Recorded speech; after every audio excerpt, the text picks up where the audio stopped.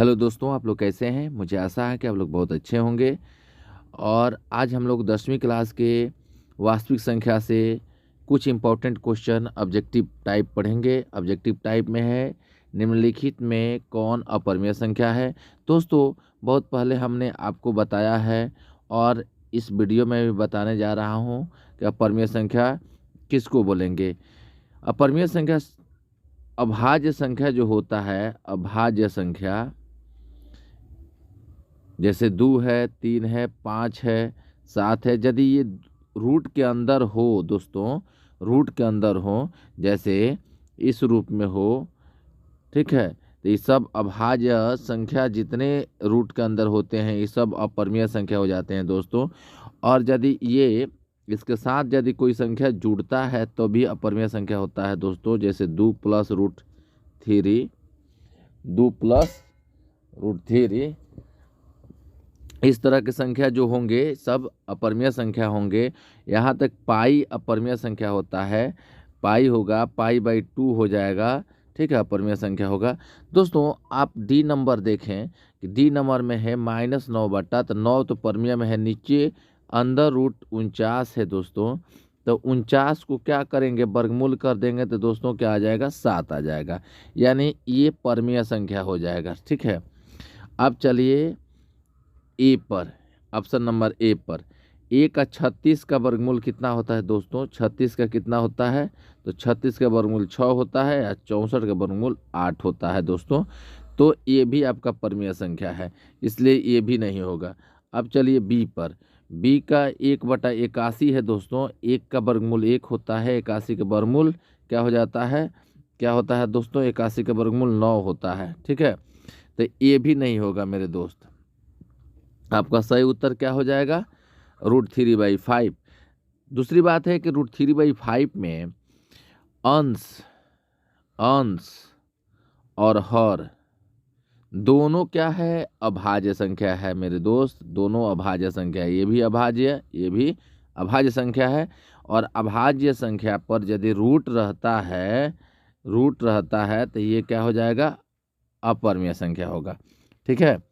अगला प्रश्न देखिए, इनमें से कौन सी अपरिमेय संख्या है। दोस्तों, इसमें भी वही चुनना है कि अपरिमेय संख्या कौन है। देखिए दोस्तों कि 49 है, 49 का वर्गमूल कितना हो जाएगा दोस्त, 7 हो जाएगा। 25 रूट में है, देखो 49 भी रूट में है, 25 भी रूट में है, तो 25 का वर्गमूल कितना हो जाएगा, रूट में है तो 5 हो जाएगा।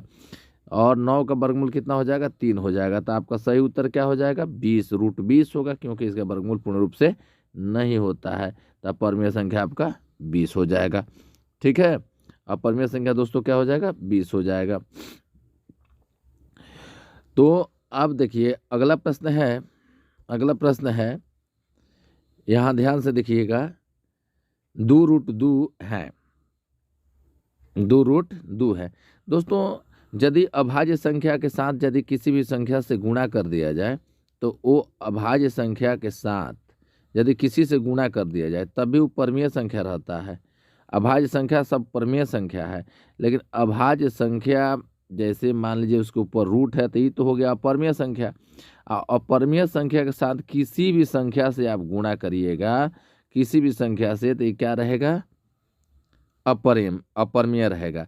या किसी भी संख्या से उसमें जोड़ दीजिए, समझे ना, उसमें जोड़ दीजिए, घटा दीजिए, चाहे जो कुछ भी करिए, जोड़िए घटाइए, बस सेम अंक नहीं होनी चाहिए, सेम होगा। जैसे √2 है तो √2 यहाँ हो जाएगा, तब भी अपरिमेय होगा। लेकिन माइनस में यदि हो जाएगा ऐसे तो कट के 0 हो जाएगा तो परिमेय हो जाएगा, ठीक है। तो ये आपका कौन सा है, तो अपरिमेय है। तो आंसर आपका कौन सा होगा, बी, आंसर हो जाएगा बी। अगला प्रश्न है, निम्नलिखित में पाई/2 क्या है। दोस्तों, पाई/2 मैंने पहले से बता रखा आपको कि पाई जब भी आएगा तो आप समझ जाना कि अपरिमेय है। तो आपका सही उत्तर क्या हो जाएगा, बी, ऑप्शन नंबर बी हो जाएगा दोस्तों। फिर अगला प्रश्न है दोस्तों, अगला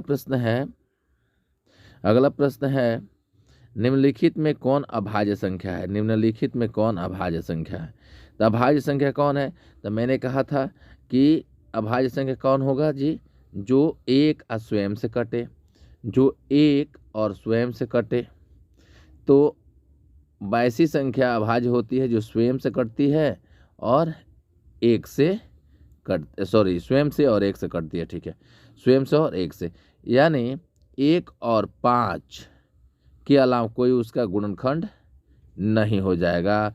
यानी समझिए 1 के अलावा दूसरा कोई गुणनखंड नहीं होगा। जितनी अभाज्य संख्या है सब एक ही उसमें गुणनखंड के रूप में एक ही संख्या शामिल हो सकता है, न तो स्वयं संख्याएं हो सकती है। यानी 1 और स्वयं के अलावा दूसरा कोई संख्या से वो गुणनखंड नहीं किया जा सकता है। तो दोस्तों आप देख सकते हैं कि निम्नलिखित में कौन अभाज्य संख्या है। तो 8 है दोस्तों, 8 1 से भी कटेगा, 2 से कटेगा, 4 से कटेगा और 8 से भी कटेगा, तो ये नहीं होगा दोस्तों। ठीक है, अब चलिए 9 से। तो 9 दोस्तों किससे किससे कट जाएगा, 1 से, 3 से, 9 से, तो ये भी नहीं होगा। ठीक है, अब चलिए 11 से। दोस्तों ये 1 से और 11 के अलावा दूसरे संख्या से नहीं कटेगा, यही आपका अभाज्य संख्या होगा, यही आपका आंसर होगा। 15 को आप देखना चाहते हैं, देखिए 1 से कटेगा, 15 से कटेगा, 3 से कटेगा और 5 से कटेगा। ठीक है, तो ये आपका सही उत्तर नहीं होगा। अगला प्रश्न देखेंगे दोस्तों। अगला प्रश्न देखेंगे कि 1440 में 2 का अधिकतम घात क्या है। दोस्तों 1440 का हम क्या करेंगे, यहाँ से देखिए ध्यान से, यहाँ से क्या करेंगे, इसके गुणनखंड करेंगे 1440 का। ठीक है, 2 से कटाइए, 2 सत्ते 14, 2 दूना 4, 0, फिर कटाइए 2 से, 2 3 6, 1 बचेगा, 2 छक 12, 360 हो जाएगा। फिर 2 से कटाइए, 2 से कटाइएगा तो कितना हो जाएगा, 2 एकम 2, 2 अठे 16, 0, फिर 2 से कटाइए, 2 नवा 18। ठीक है, अब कितना आ रहा है दोस्तों, 90 आ रहा है, अभी 90 है, अभी कटेगा, 2 से कटेगा, अब कितना बचेगा, 45। अब आप 2 देख सकते हो, 1 2 3 4 5, यानी अब 45 है, तो अब 3 से 5 से कट देगा, 5 45 और 3 से और 3 से। तो ये पूछा है, यहाँ प्रश्न पूछा है, ध्यान दीजिएगा यहाँ कि 14 से 40 में 2 का अधिकतम घात क्या है। तब देखिए 2 का एगो है, एगो दूगो 3 गो। ठीक है, यहाँ ध्यान दीजिएगा, एगो दूगो 3 गो 4 गो 5 गो 2 है। ठीक है, तो 2 का अधिकतम घात कितना हो जाएगा, 2 का अधिकतम घात 5 हो जाएगा। आंसर नंबर क्या हो जाएगा, 5। आंसर क्या हो जाएगा दोस्त, 5। अगला प्रश्न है, निम्न में कौन परमीय संख्या है। तो देख लो, इससे ये कैंसिल हो जाएगा, रूट से रूट 2, और ये अभाज्य संख्या है जो रूट में है, ये भी अभाज्य संख्या के साथ 4 जुड़ा हुआ है, ये भी भाज्य संख्या है पर इसका परिपूर्ण वर्गमूल नहीं होगा। तो आपका परमीय संख्या क्या हो जाएगा, ये वाला हो जाएगा, आंसर सही हो जाएगा, आपका सही उत्तर हो जाएगा बी नंबर। निम्न में कौन परमीय संख्या है। निम्न में कौन परमीय संख्या है दोस्त, ये अभाज्य संख्या है, ये तो होगा नहीं, ये भी दोनों अभाज्य संख्या है, नहीं होगा, ये भी दोनों अभाज्य संख्या है, नहीं होगा। अब यहाँ देखिए, यहीं आपका मैटर है। अब यहाँ है 25 तिया 75 और 16 तिया 48।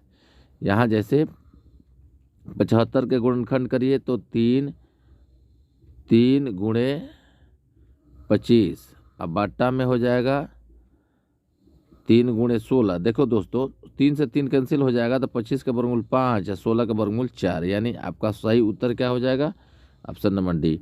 दो क्रमिक सम संख्याओं का एचसीएफ बताइए। 2 क्रमिक सम संख्याओं का एचसीएफ बताना है दोस्त, तो यहाँ ध्यान दीजिएगा। 2 क्रमिक सम संख्या 2 है 4 है, इसका एचसीएफ कितना हो जाएगा, तो 2 हो जाएगा।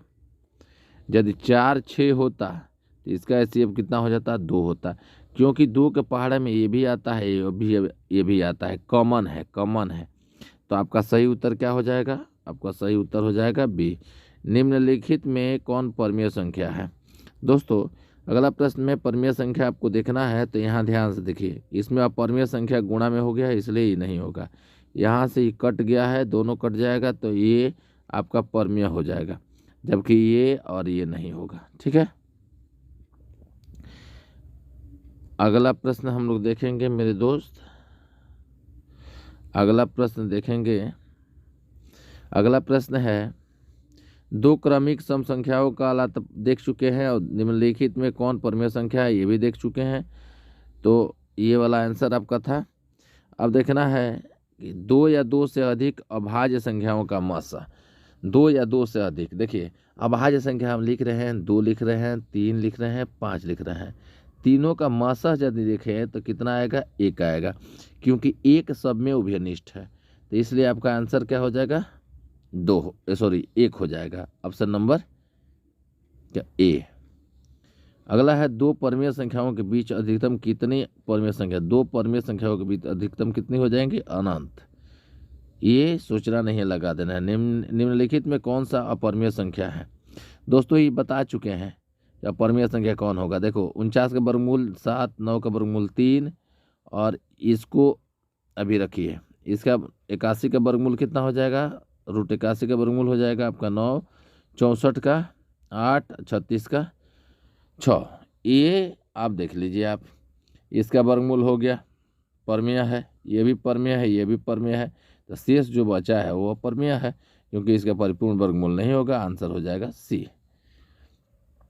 अगला प्रश्न है, वृत्ताकार पथ पर 3 धावक एक ही स्थान से दौड़ना प्रारंभ करते हैं तो एक चक्कर लगाने में क्रमशः 2 घंटे, 4 घंटे, 6 घंटे लगते हैं। तो तीनों को प्रस्थान बिंदु पर पुनः मिलने में लगा समय कितना होगा। तो लगा समय देख लेना दोस्तों, लगा समय है कि 2 का, 4 का और 6 का। ठीक है, दोनों का एलसीएम निकालो, दोनों का एलसीएम निकालिए तो 2 का होगा 1, 2, 3, 3 दूना 6 हुआ, 6 दूना आपका 12 हो जाएगा आपका सही उत्तर। सही उत्तर क्या हो जाएगा, 12। चलिए आज तक इतना ही। यदि इस चैनल पर आप नए हैं तो सब्सक्राइब, लाइक, शेयर जरूर करें। धन्यवाद।